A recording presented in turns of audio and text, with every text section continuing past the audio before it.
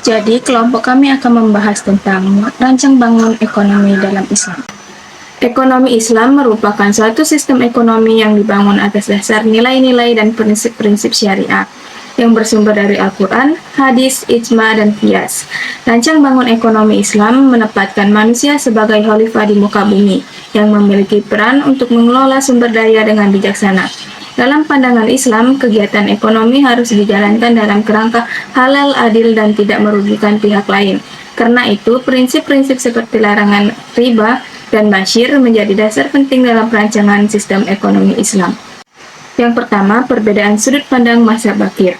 Dalam pandangannya, tujuan utama ekonomi Islam bukan sekedar mencari keuntungan atau profit, melainkan untuk mencapai kesejahteraan yang berkeadilan dan kebahagiaan dunia akhirat. Oleh karena itu, setiap kegiatan ekonomi dalam Islam harus dilandasi oleh etika dan norma syariah, seperti kejujuran, keadilan, dan kepedulian sosial. Mazhab Bakir juga menekankan konsep kepemilikan ganda, yaitu adanya kepemilikan individu, kepemilikan umum, dan kepemilikan negara. Semua bentuk kepemilikan tersebut diakui, tetapi tetap berada di bawah aturan Allah. Ada mazhab mainstream. Mazhab mainstream ini berbeda pendapat dengan mazhab Bakir. Mazhab ini justru setuju bahwa masalah ekonomi muncul karena sumber daya yang terbatas yang dihadapkan pada keinginan manusia yang tidak terbatas.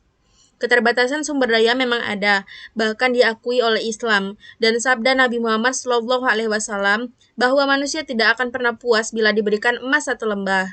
Ia akan meminta emas 2 lembah. Bila diberikan 2 lembah, ia akan meminta 3 lembah, dan seterusnya sampai ia masuk kubur. Dengan demikian, pandangan mazhab ini tentang masalah ekonomi hampir tidak ada bedanya dengan pandangan ekonomi konvensional. Lalu perbedaannya dari mana? Perbedaan dari pandangan ekonomi konvensional dengan mazhab mainstream ini terletak dalam cara menyelesaikan masalah tersebut. Dalam ekonomi konvensional, pilihan dan penentuan skala prioritas dilakukan berdasarkan selera pribadi masing-masing. Sedangkan dalam ekonomi Islam, keputusan pilihan ini tidak dapat dilakukan semaunya saja. Perilaku manusia dalam setiap aspek kehidupannya, termasuk ekonomi, selalu dipandu oleh Allah Subhanahu wa Ta'ala lewat Al-Quran dan juga Sunnah. Dan yang terakhir adalah mazhab alternatif kritis. Mazhab ini mengkritik kedua mazhab sebelumnya. Mazhab Bakir dikritik sebagai mazhab yang berusaha untuk menemukan sesuatu yang baru yang sebenarnya sudah ditemukan oleh orang lain, menghancurkan teori lama kemudian menggantinya dengan teori baru. Sedangkan mazhab mainstream dikritiknya sebagai jiplakan dari ekonomi neoklasik dengan menghilangkan variabel riba dan memasukkan zakat serta niat. Mazhab ini adalah sebuah mazhab yang kritis. Mereka berpendapat bahwa analisis kritis bukan saja harus dilakukan terhadap sosialisme dan kapitalisme, tetapi juga terhadap ekonomi Islam itu sendiri. Proposisi dan teori yang diajukan oleh ekonomi Islam harus selalu diuji kebenarannya sebagaimana yang dilakukan terhadap ekonomi konvensional. Nilai-nilai universal teori ekonomi. Yang pertama, ada tauhid atau keesaan Tuhan. Tauhid adalah dasar utama ajaran Islam. Melalui tauhid, manusia mengakui bahwa hanya Allah yang layak disembah dan bahwa Allah adalah pemilik seluruh alam semesta beserta isinya. Manusia hanyalah penerima amanah untuk memiliki, sementara waktu sebagai ujian bagi mereka. Dalam pandangan Islam, segala sesuatu diciptakan dengan tujuan tertentu, yaitu agar manusia beribadah kepada Allah. Karena itu semua, aktivitas manusia termasuk ekonomi dan bisnis harus berada dalam kerangka hubungan dengan Allah dan akan dipertanggungjawabkan kepadanya. 2. Ada keadilan. Allah adalah pencipta segala sesuatu dan memiliki sifat adil. Ia tidak memperlakukan makhluknya dengan zalim. Manusia sebagai khalifah di bumi harus menegakkan hukum Allah, menjaga pemanfaatan sumber daya agar digunakan untuk kesejahteraan bersama secara adil. Islam memerintahkan untuk berbuat adil, yang berarti tidak menzalimi dan tidak dizalimi. Dalam ekonomi, hal ini berlaku kepada pelaku ekonomi, tidak boleh mencari keuntungan pribadi dengan merugikan orang lain atau merusak alam, karena tanpa keadilan, maka akan muncul ketimpangan dan eksploitasi antar golongan manusia. Setiap orang seharusnya mendapatkan hasil sesuai dengan usaha, bukan karena kerakusan. Yang ketiga ada nubuwah atau kenabian. Allah mengutus para nabi dan rasul untuk memberikan petunjuk kepada manusia agar hidup sesuai kebenaran dan kembali ke jalan Allah. Nabi Muhammad SAW menjadi teladan sempurna bagi seluruh umat manusia, termasuk dalam bidang ekonomi dan bisnis.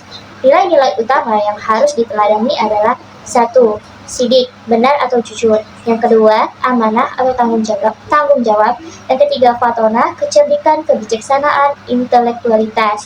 Dan yang terakhir, tabalik, komunikasi, keterbukaan, dan pemasaran. Yang keempat, ada khalifah atau pemerintahan. Manusia diciptakan sebagai khalifah, pemimpin di bumi ini untuk memakmurkan. Setiap orang adalah pemimpin dan bertanggung jawab atas yang dipimpinnya, baik sebagai individu, kepala keluarga, masyarakat, maupun negara. Tujuan utama kepemimpinan ini adalah menjaga keteraturan dan keadilan dalam hubungan sosial dan ekonomi, agar tidak terjadi kekacauan. Dalam Islam, pemimpin harus meneladani akhlak Allah melalui Asmaul Husna, yaitu Al-Wali, Ar-Razak, Al-Fatah, Al-Wahhab, Al-Malik. Pemerintah dalam Islam berperan kecil tetapi sangat penting, memastikan ekonomi berjalan sesuai syariah, melindungi hak-hak manusia dan mencapai maqasid al-syariah atau tujuan syariah, yaitu dengan menjaga iman, jiwa, akal, kehormatan, dan harta demi kesejahteraan manusia.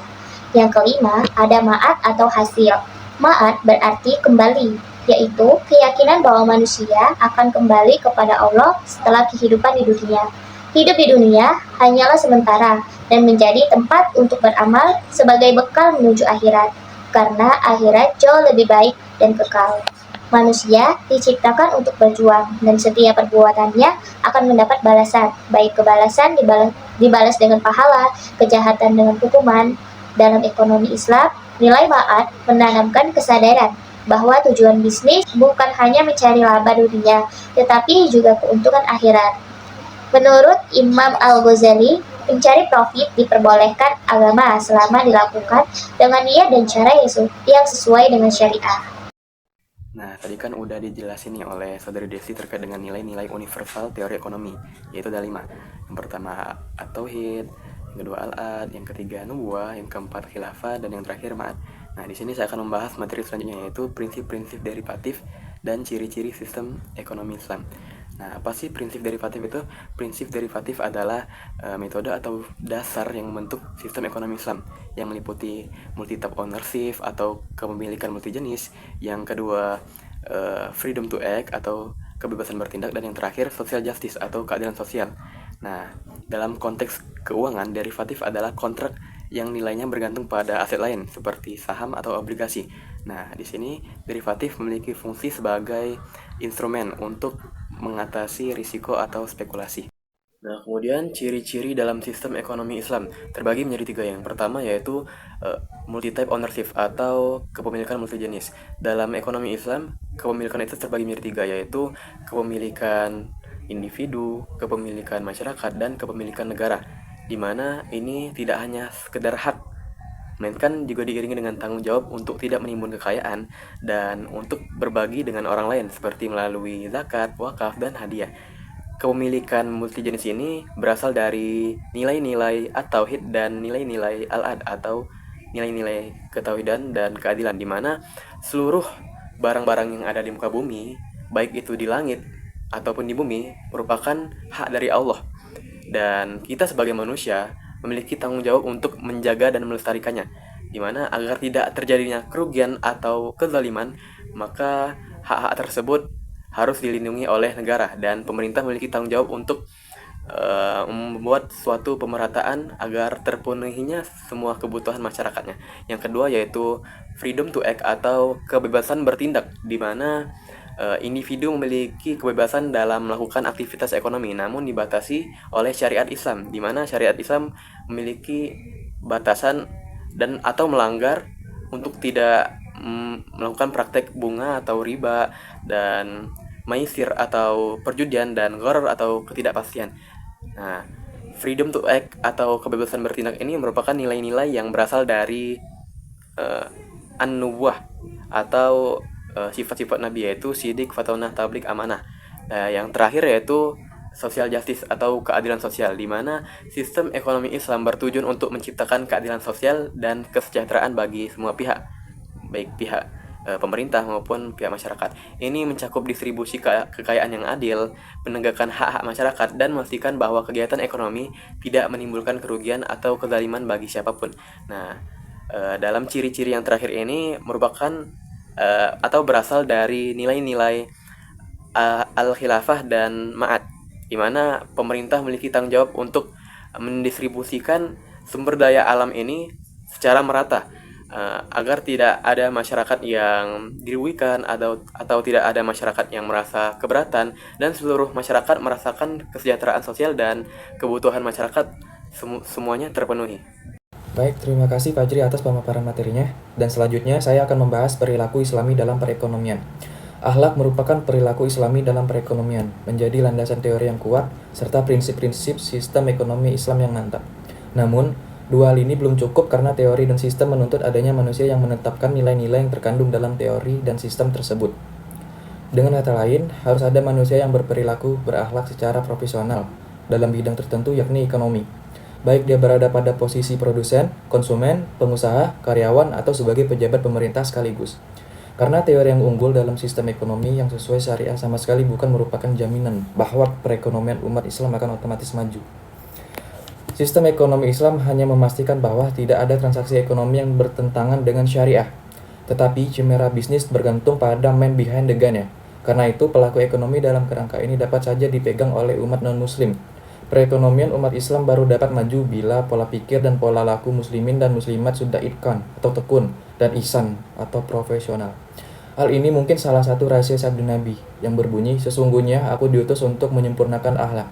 Karena akhlak menjadi indikator atau tolak ukur baik buruknya manusia. Baik buruknya perilaku bisnis para pengusaha menentukan sukses gagalnya bisnis yang telah dijalankannya. Sekian pemaparan dari saya, terima kasih. Nah, setelah kita mendengarkan penjelasan singkat dari teman-teman kita tadi, yaitu Saudari Naila, Saudari Nazwa, Saudari Desti, dan saya sendiri, beserta teman saya, Saudara Tio, terkait dengan perbedaan sudut pandang, nilai-nilai universal teori ekonomi, prinsip-prinsip derivatif atau ciri-ciri sistem ekonomi Islam, dan yang terakhir yaitu perilaku Islami dalam perekonomian. Nah, dapat kami simpulkan bahwasanya ekonomi Islam dibangun di atas dasar tauhid, keadilan, dan maslahah. Manusia dipandang sebagai khalifah yang bertugas mengelola sumber daya sesuai syariat, bukan sebagai pemilik mutlak.